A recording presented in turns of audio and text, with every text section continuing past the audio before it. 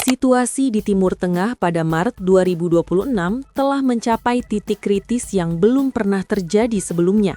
Dalam beberapa minggu terakhir, kawasan yang sejak lama dikenal sebagai salah satu wilayah paling sensitif di dunia itu kembali dilanda eskalasi militer besar.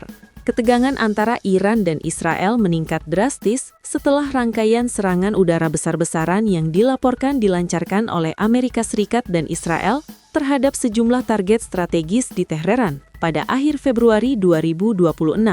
Serangan tersebut menjadi pemicu dari operasi balasan besar yang kini dijalankan Iran. Operasi ini dikenal dengan nama Janji Sejati 4. Dalam operasi tersebut, Iran meluncurkan gelombang serangan rudal dan drone yang diarahkan ke berbagai target di wilayah Israel. Serangan ini tidak hanya memicu kepanikan di kawasan Timur Tengah, tetapi juga mengundang perhatian serius dari seluruh dunia. Banyak pengamat menilai bahwa konflik ini bisa menjadi salah satu eskalasi paling berbahaya dalam sejarah modern kawasan tersebut. Pertanyaan besar yang kemudian muncul adalah, apakah benar kota-kota utama Israel seperti Tel Aviv dan Yerusalem benar-benar terkena dampak serangan ini? Untuk menjawabnya, kita perlu melihat fakta yang dilaporkan oleh berbagai sumber internasional. Beberapa laporan dari media global menyebutkan bahwa pada awal hingga pertengahan Maret 2026, Iran meluncurkan ratusan proyektil ke arah wilayah Israel. Serangan tersebut terdiri dari berbagai jenis senjata, mulai dari rudal balistik, drone tempur, hingga sistem senjata baru yang diklaim memiliki teknologi hipersonik. Target serangan dilaporkan tidak hanya berupa fasilitas militer, tetapi juga kawasan strategis di kota-kota besar Israel. Di antaranya adalah kawasan metropolitan Tel Aviv, wilayah Yerusalem, serta pangkaran militer di sekitar Haifa. Tel Aviv sendiri dikenal sebagai salah satu pusat ekonomi dan teknologi Israel. Kota ini menjadi rumah bagi banyak perusahaan teknologi global, pusat keuangan, serta infrastruktur digital penting. Karena itu, setiap ancaman terhadap Tel Aviv selalu dipandang sebagai ancaman serius terhadap stabilitas nasional Israel. Beberapa laporan media menyebutkan bahwa setidaknya satu rudal berhasil menembus sistem pertahanan udara Israel dan menghantam kawasan metropolitan Tel Aviv pada awal Maret. Ledakan yang terjadi dilaporkan menyebabkan kerusakan pada puluhan bangunan.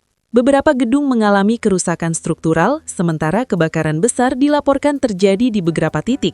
Tim penyelamat dan petugas darurat segera dikerahkan ke lokasi kejadian untuk mengevakuasi warga serta memadamkan api. Sejumlah warga dilaporkan mengalami luka-luka, sementara otoritas Israel juga mengkonfirmasi adanya korban jiwa. Namun jumlah pasti korban masih belum sepenuhnya jelas. Hal ini disebabkan oleh adanya sensor militer yang ketat selama masa konflik berlangsung. Sementara itu, situasi di Yerusalem juga tidak kalah menegangkan. Sirene peringatan serangan udara terdengar berkali-kali di kota yang memiliki nilai sejarah dan religius sangat tinggi tersebut. Warga diminta segera berlindung di bunker dan tempat perlindungan yang telah disiapkan pemerintah. Sebagian besar rudal yang diarahkan ke Yerusalem berhasil dicegat oleh sistem pertahanan udara Israel. Sistem seperti Iron Dome dan Arrow Missile Defense System memainkan peran penting dalam mencegah kerusakan yang lebih besar. Namun meskipun banyak rudal berhasil dihancurkan di udara, pecahan dari proyektil yang jatuh tetap menimbulkan ancaman. Beberapa laporan menyebutkan bahwa serpihan rudal jatuh di kawasan pemukiman warga, memicu kepanikan massal. Banyak keluarga terpaksa meninggalkan rumah mereka sementara waktu demi mencari tempat yang lebih aman. Di tengah serangan tersebut, perhatian dunia kemudian tertuju pada satu jenis senjata yang menjadi sorotan utama. Senjata itu adalah rudal hipersonik yang dikenal dengan nama Fatah II. Korps Garda Revolusi Islam Iran atau Islamic Revolutionary Guard Corps mengklaim bahwa mereka telah menggunakan rudal ini untuk pertama kalinya dalam pertempuran aktif. Jika klaim tersebut benar, maka ini menjadi salah satu penggunaan teknologi hipersonik pertama dalam konflik berskala besar di Timur Tengah. Rudal hipersonik dikenal memiliki karakteristik yang sangat berbeda dibandingkan rudal balistik konvensional. Salah satu keunggulan utamanya adalah kecepatan yang luar biasa tinggi. Iran mengklaim bahwa Fatah II mampu melaju hingga Mach 15. Artinya, rudal ini dapat bergerak hingga 15 kali kecepatan suara. Kecepatan tersebut membuat waktu reaksi sistem pertahanan lawan menjadi sangat terbatas. Selain kecepatan, rudal hipersonik juga memiliki kemampuan manuver yang sangat tinggi. Berbeda dengan rudal balistik tradisional yang mengikuti lintasan tertentu, rudal hipersonik dapat mengubah arah saat mendekati target. Kemampuan ini membuatnya jauh lebih sulit dideteksi dan dicegat oleh radar serta sistem pertahanan udara. Beberapa analis militer menduga bahwa rudal yang berhasil mencapai wilayah Tel Aviv kemungkinan besar merupakan bagian dari sistem hipersonik ini. Kemampuan manuver di fase akhir lintasan memungkinkan rudal tersebut mengecoh radar pertahanan udara Israel. Jika analisis ini benar, maka teknologi baru tersebut bisa mengubah dinamika peperangan modern di kawasan Timur Tengah.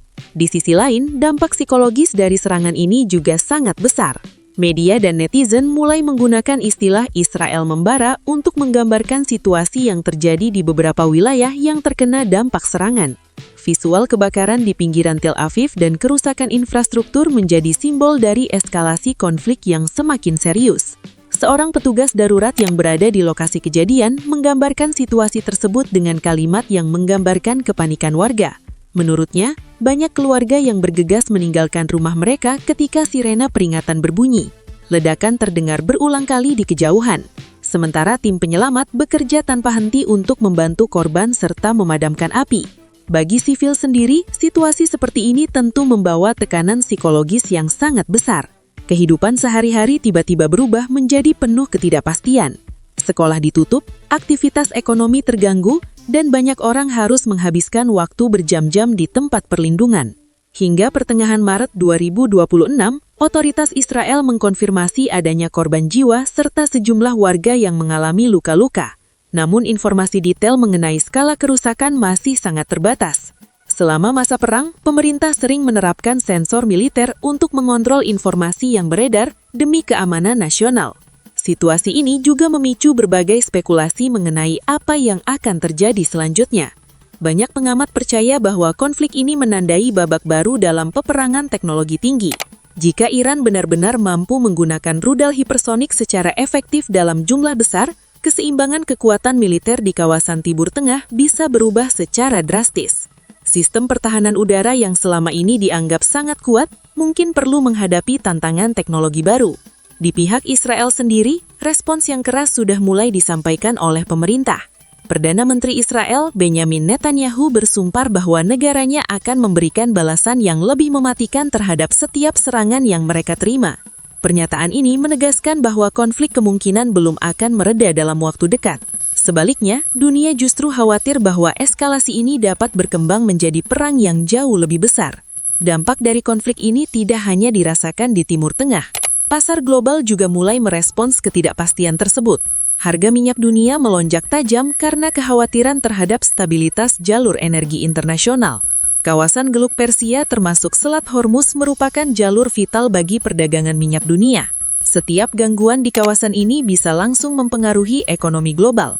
Selain itu, komunitas internasional juga semakin khawatir akan kemungkinan keterlibatan kekuatan besar dunia. Jika konflik terus meningkat, negara-negara anggota NATO atau bahkan Rusia bisa saja ikut terseret dalam dinamika geopolitik yang semakin kompleks. Skenario ini menjadi salah satu alasan mengapa banyak analis mulai memperingatkan potensi eskalasi yang jauh lebih besar. Pada akhirnya, situasi di Timur Tengah saat ini berada di persimpangan yang sangat berbahaya. Di satu sisi, kedua pihak menunjukkan tekad kuat untuk mempertahankan posisi mereka. Di sisi lain, dunia internasional berusaha keras untuk mencegah konflik ini berkembang menjadi perang regional yang lebih besar. Apakah konflik ini akan terus meningkat atau justru berakhir melalui jalur diplomasi? Jawabannya mungkin akan menentukan arah stabilitas global dalam beberapa tahun ke depan.